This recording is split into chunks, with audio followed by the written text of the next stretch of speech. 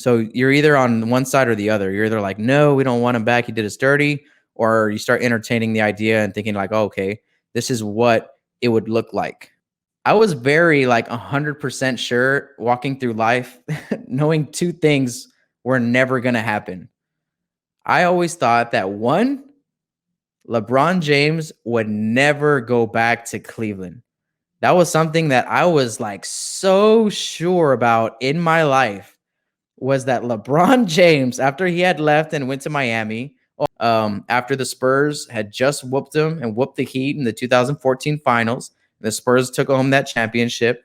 It will never happen because they ended on such bad terms, right? LeBron James left Cleveland.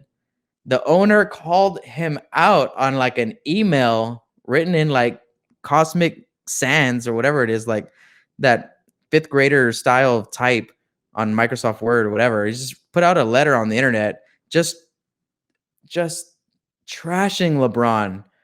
And I thought, man, after that, how could you go back and work for that guy? And I talking about, I think is Dan Gilbert, right? Is Dan? You can let me know. Dan Gilbert, the owner of the team. So when the owner comes out and then just starts trash talking you all over the internet, I never thought that that LeBron James would go back after that. I thought he would take his talents to Miami, and then after Miami, maybe somewhere else, right? I never thought there was ever going to be a flight back to Cleveland from LeBron James after that, after the way it ended. That was one thing that I was so sure about, and then it happened. And right around the same time, this is kind of off topic, this is off basketball, but right around the same time, I was so sure that Spider-Man was never going to be in a Marvel Cinematic Universe movie. Like, so sure. I was just like 100. I remember people would always ask, oh, we got to get Spider-Man in there. We got to get Spider-Man in the movie. And I know this is kind of for the nerds, right? Spider-Man got to get in a Marvel movie. And anyone who knows anything about how cinema works, Spider-Man is owned by Sony Pictures, right? By Sony's entertainment brand, right? And that's why that's been for forever for the movie rights.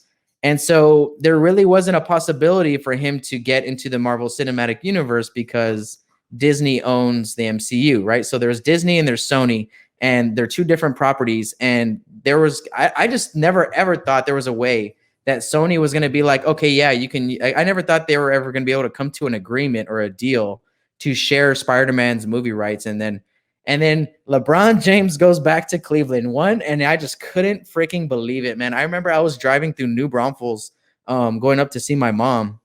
Shout out to New Braunfels. If I got anyone here from San Antonio, y'all know what I'm talking about. Beautiful, beautiful New Braunfels. So I was driving up through New Braunfels, and I got the freaking announcement from LeBron that LeBron's like, I'm coming home. I was like, what? What? Like, oh my God. I was like, that just blew my mind. And then shortly after that, I believe Spider-Man and Sony and Marvel had come to an agreement. Spider-Man was going to end up being in Captain America Civil War, right? So that's kind of how that played out. If you guys are with me, I'm sorry, man. I went on a whole like movie tangent. I know that's not what we're talking about here, but those are two things, man. Like I remember at the same time, I never thought would happen. And that is when I learned to never be so sure about things that cannot happen, right? So that's kind of where I learned my lesson there. So when it comes back to the question of can Kawhi ever come back to San Antonio, I'm not going to rule it out.